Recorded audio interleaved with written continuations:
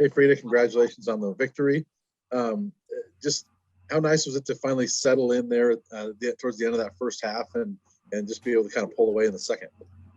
Oh yeah, that was huge. I've been struggling a little bit at first, but I think we were just really playing good defense and then making shots, and we just needed that momentum to get like a good solid lead. So which we knew we would get eventually, but it was really good. You guys talk about it all the time, how defense kind of sets things up. That really seemed to set the tone today, didn't it? Yeah, definitely. We know that our zone is really aggressive and we get a lot of tips and steals out of it. So it's really just good for us to get going sometimes. When we put that in, we all work together on defense, and it's just easier to play offense then because you don't have to always grab a rebound or you set up. You can just kind of go. So yeah, defense is really important for us. It took a little while for both you and Maya to get on the scoreboard, but you guys were able to ride Peanut. Tate Jones had some shots. How nice that you guys are so balanced that you've got different players that can step up when you and Maya and some of the top scorers are not scoring. Yeah, that's huge. I think now in postseason, that's really what we want, everyone to step up and be at their best. So when me and Maya are not hitting shots, that doesn't mean that we're not in the game at all. We have so many weapons in our team, and I think that it's really good for that everyone also knows that if you're open, shoot it. Everyone can get going, and then eventually it'll all click too for all of us. Not sure if Cory's already or not. I am, Brian. Thank you. I appreciate it. I know everybody's looking out for us here on the radio, so we appreciate it. Frida Formann is here. And Frida, you were talking about everybody kind of getting. I wonder what got you going. What you missed the first few shots. You were off a little bit. I wonder what got you going in this game to not, because it seemed like as soon as you were able to kind of break the seal on that bucket, you felt more comfortable and you looked for your shot.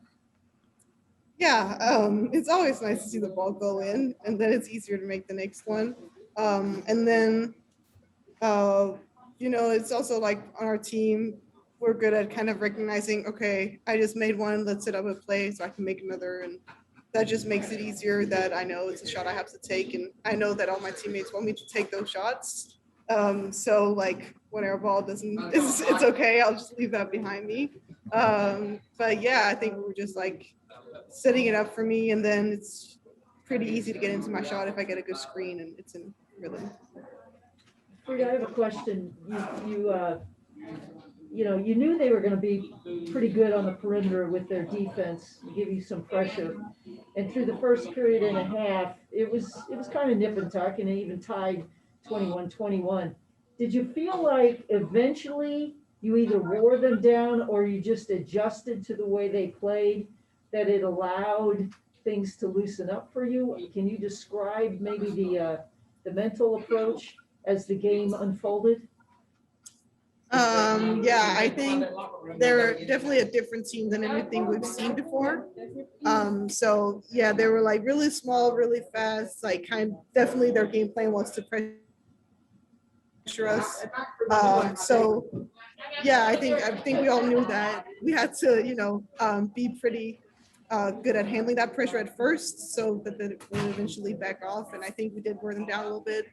And as I said before, if we have good defense, we don't have to bring the ball up against pressure. We don't have to deal with that. So I think that's also what changed. And they were just a really different team than anything we've seen. So it just took a while for us to get adjusted, I think. We're going to let you go. We're going to let everybody else. I know that everybody else kind of has some other questions. So thank you. Good win. Get some sleep. You got another game tomorrow, right? Yeah. Thank you. That is